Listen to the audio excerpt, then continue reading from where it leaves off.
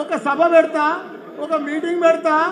మా KTR sir phone చేసినా, అన్నా నువ్వు వస్తే బాగుంటుందని చెప్పిన.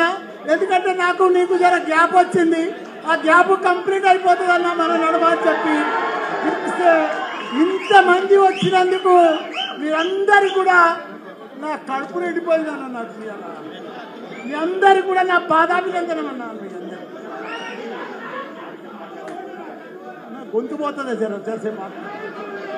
ఈరోజు మన పార్లమెంట్ మీటింగ్లో మన గౌరవ రాగి లక్ష్మారెడ్డి గారు భారీ మెజారిటీతో గెలవబోతున్న మన అభ్యర్థి మన లక్ష్మారెడ్డి గారు, అదే మాదిరిగా పెద్దలు గౌరవనీయులు మన ముఖ్య అతిథికి వచ్చిన మన యంగ్ డైనమిక్ లీడర్, మన పార్టీ కాబోయే సీఎం, కాబోయే ఫ్యూచర్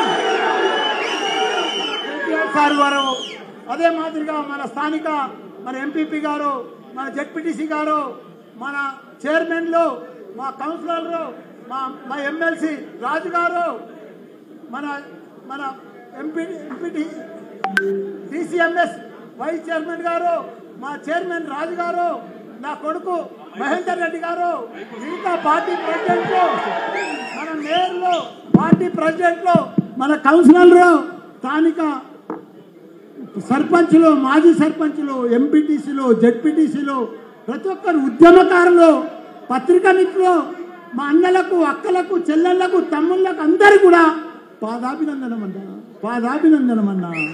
నా అదృష్టం అన్నా. నేను మా నాయన ఎన్ని నోములు వేసుకుంటే నేను పుట్టినన్నా.